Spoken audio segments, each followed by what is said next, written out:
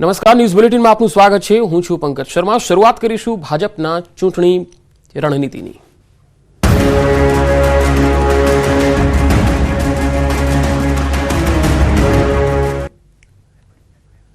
લોકસભા ચૂંટણીનો ગરમાવો હવે આવી ગયો છે. ભાજપ એક્શન મોડમાં દેખાઈ રહ્યું છે. આજથી ભાજપની 2 દિવસીય રાષ્ટ્રીય પરિષદ છે. દિલ્હીમાં 2 દિવસ ભાજપની બેઠક મળી રહી છે. લોકસભાની ચૂંટણી પહેલા ભાજપની આ મહત્વની બેઠક મનાઈ રહી છે. ભારત મંડપમમાં ભાજપનું રાષ્ટ્રીય અધિવેશન મળી રહ્યું છે. ભાજપના તમામ રાજ્યોના સીએમ અહીંયા ઉપસ્થિત રહેશે. ભાજપના એમપી, એમએલએ અને પ્રદેશ પ્રમુખ પણ દિલ્હી જશે. દેશભરના પાર્ટીના 11,500 પદાધિકારીઓ પણ જોડાશે. રાષ્ટ્રીય અધ્યક્ષના સંબોધનથી બેઠકની શરૂઆત થશે. પીએમ પણ આજે અધિવેશનમાં સંબોધન કરી શકે છે. 400 પારના લક્ષ્યાંકને કેવી રીતે પાર કરી શકાય તેના ઉપર પણ ફોકસ રાખવામાં આવશે. આજે પાર્ટી અધિકારીઓની બેઠક મળશે, જેમાં પાર્ટીના રાષ્ટ્રીય પદાધિકારીઓ અને રાષ્ટ્રીય પ્રવક્તાઓ જોડાશે. આજની બેઠકમાં પીએમ મોદી પણ સામેલ થાય તેવી શક્યતા છે. રાષ્ટ્રીય અધ્યક્ષ જેપી નડ્ડાના ઉદ્ઘાટન ભાષણ સાથે બેઠકની શરૂઆત થશે અને આ બેઠકમાં પદાધિકારીઓ, સાંસદો, પૂર્વ સાંસદો, પ્રદેશ અધ્યક્ષો, તમામ જિલ્લાના અધ્યક્ષ, પંચાયતના અધ્યક્ષ, મેયર અને ડેપ્યુટી મેયર સામેલ થશે.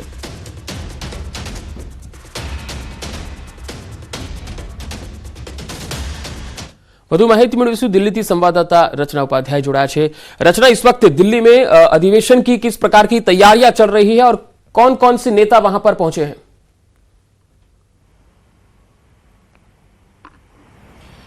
देखिए, जिस तरीके से आज से देश की राजधानी दिल्ली में बीजेपी के 2 दिवसीय राष्ट्रीय अधिवेशन की शुरुआत हो रही है और आपको बता दें कि देश भर से बीजेपी के जो पदाधिकारी हैं वो इस बैठक में शामिल होंगे.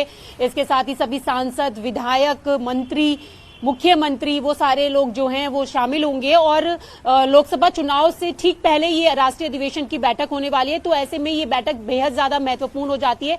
और पंकज, आपको बता दें कि 11 बजे जो है वो पदाधिकारियों की बैठक होगी, जिसमें प्रदेश अध्यक्ष और जो तमाम अधिकारी हैं जो वो लोग शामिल होंगे और जेपी नड्डा जो कि बीजेपी के राष्ट्रीय अध्यक्ष हैं वो उन्हें संबोधित करेंगे. और उसके बाद बताया जा रहा है कि करीबन 12:30 बजे प्रधानमंत्री नरेंद्र मोदी उन लोगों को संबोधित करेंगे. तो सबसे पहले जो है वो राष्ट्रीय पदाधिकारियों की बैठक होगी और उसके बाद फिर 3 बजे जो बीजेपी के राष्ट्रीय अध्यक्ष हैं जेपी नड्डा, उनका भाषण होगा और उसके बाद आगे की जो बैठक है वो शुरू की जाएगी.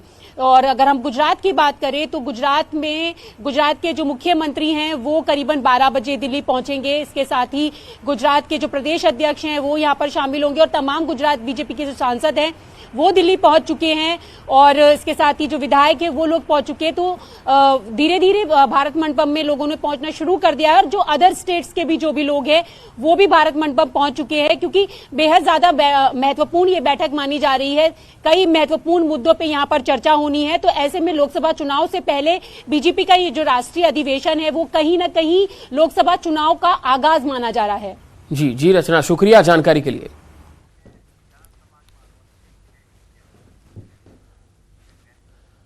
અને હવે વાત ચારણ સમાજમાં રોષની.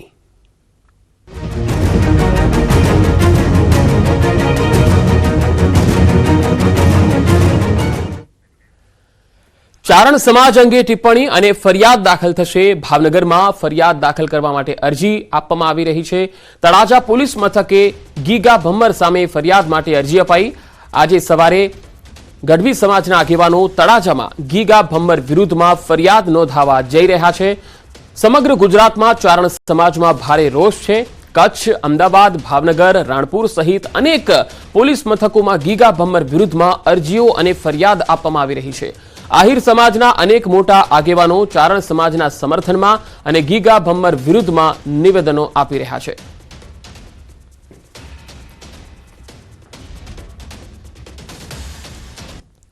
તો આહિર સમાજના ગીગા ભમ્મરે વિવાદિત ટિપ્પણી કરી.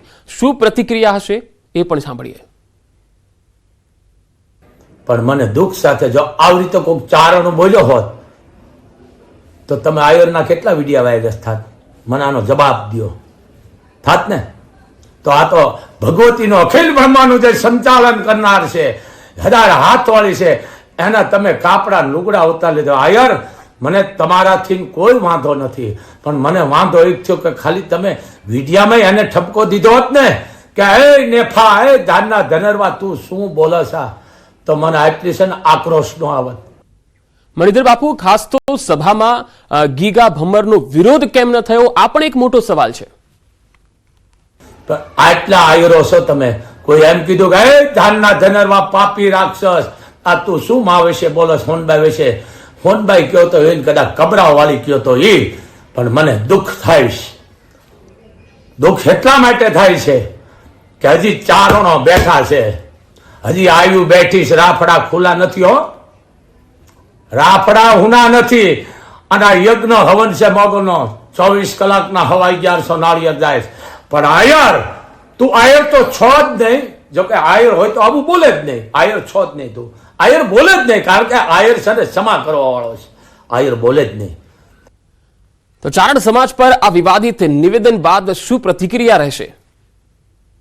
આ દેવાયત બોધણની જે પટ્ટીમાં ગામો ગામ મેં અહીંયાથી હુકમ કર્યા છે આયરો ને, હે આયરો તમે કોણ છો કે વાહની પેઢી તમને યાદ કરશે. દેવાયત બોધણનું તમે સ્ટેચ્યુ બેહારો તમારો ગામો ગામ, કે વાહની પેઢી યાદ કરશે કે અમારામાં આવા અડાભીડ થઈ ગયા. અડાભીડ માથે તે પાણી ફેરવ્યું છે, રાક્ષસ પાણી ફેરવ્યું છે.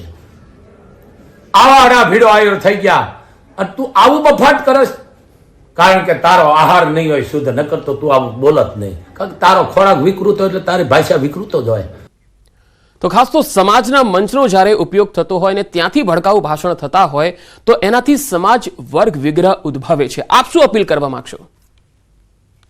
હે બાપ ચારણો, આ વડવાળી બેઠી છે, કોઈ ભડકાઉ ભાષણ ન દેશો, કોઈ અપમાન થયું બોલશો, કારણ કે આયર અને ચારણ બે મંડ છે, મંડ આદિ અનાદિથી છે.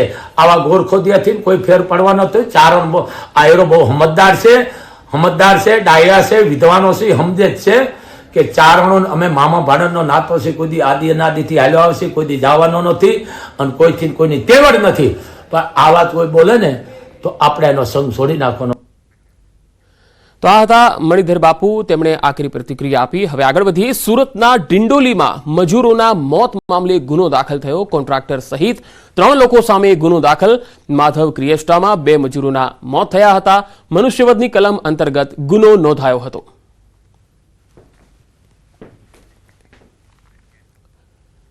સુરતના ઉધના વિસ્તારમાં અસામાજિક તત્વોનો ત્રાસ વધી રહ્યો છે. કૈલાશનગર નજીક અસામાજિક તત્વોએ હુમલો કરી દીધો. શિવભીમ ચોક પાસે 2 વિદ્યાર્થીઓ પર તૂટી પડ્યા શખ્સો. 15 થી 20 શખ્સોના ટોળાએ કરેલા હુમલાના વિડીયો સામે આવ્યા. તાત્કાલિક હુમલાખોર શખ્સો સામે કાર્યવાહીની માંગ ઉઠી.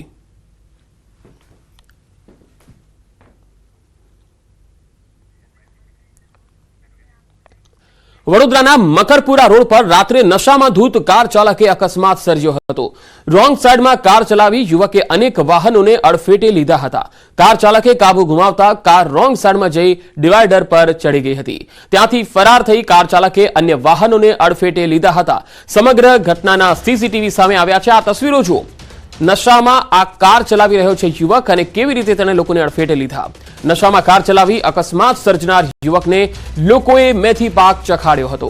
અકસ્માતમાં ઈજા પામનાર લોકોને સારવાર માટે હોસ્પિટલ ખસેડાયા. નશાખોર નબીરા પર આખરે બ્રેક ક્યારે લાગશે? ખુલ્લેઆમ આ રીતે શહેરમાં નશાખોરો ગાડીઓ હંકારી રહ્યા છે.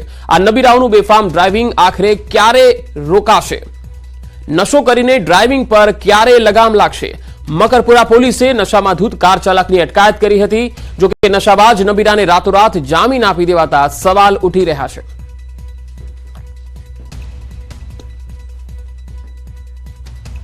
દારૂ છુપાવવા બુટલેગરોના કિમિયા જોવા મળ્યા. અહીંયા વડોદરાની જ વાત છે કે જ્યાં દારૂનું અંડરગ્રાઉન્ડ ગોડાઉન પકડાયું.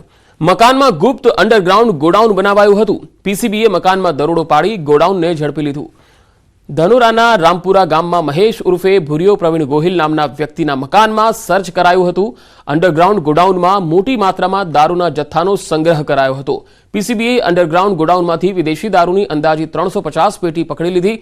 તો બુટલેગર મહેશ ગોહિલ વિરુદ્ધ કાયદેસરની કાર્યવાહી હાથ ધરાઈ.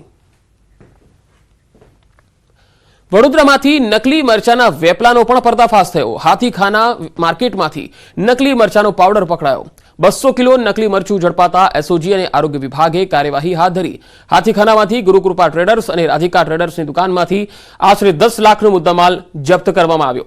મરચું, હળદર અને ગરમ મસાલાના પાવડર મળી 800 કિલોનો જથ્થો જપ્ત કરાયો. તમામના સેમ્પલ FSL માટે મોકલી અપાયા. હાથીખાના વિસ્તારમાં આવેલ કેટલીક ચોક્કસ જગ્યાએ બોગસ, જેમાં ભેળસેળ કરેલા મરચા પાવડર છે, હળદર પાવડર છે, ગરમ મસાલા છે, આ પ્રમાણેના વસ્તુઓનું વેચાણ થવાનું જાગૃત નાગરિક તરફથી અમને જાણ કરવામાં આવેલ.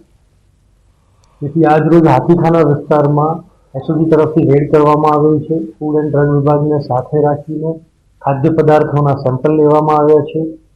હાથીખાનામાંથી ગુરુકૃપા ટ્રેડર્સ નામની દુકાનમાંથી અને રાધિકા ટ્રેડર્સની દુકાનમાંથી આશરે 10 લાખ જેટલો મુદ્દામાલ આપણે સીઝ કર્યા છે. જે મરચું છે એ અમદાવાદથી આવ્યું છે અને 50-60 કિલો આવે છે અને મેં બંધ કરી દેવાનું છે. હમણાં બધું ના મને ખબર નથી અને સાહેબ અને હમણાં એક માર્ચ ચાલુ કર્યું છે 350 રૂપિયા કિલો એ અમારે મને ખબર નથી, પાછું મોકલવાનું અને હમણાં એક માર્ક વેચ્યું છું આ માલ.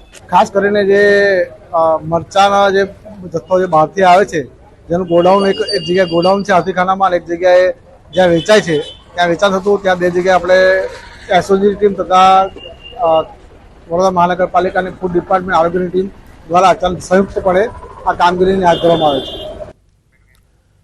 જામનગરના દરેડ GIDCમાં આવેલી એક કંપનીમાંથી બ્રાસ પાર્કના વાલ્વનો જથ્થો બારોબાર વેચવાનું કાવતરું રચનાર ડ્રાઈવર ઝડપાયો. 82 લાખથી વધુની કિંમતના વાલ્વના 310 બોક્સ મહારાષ્ટ્ર પહોંચાડવાને બદલે ડ્રાઈવરે બારોબાર વેચી દેવાનું કાવતરું રચ્યું હતું.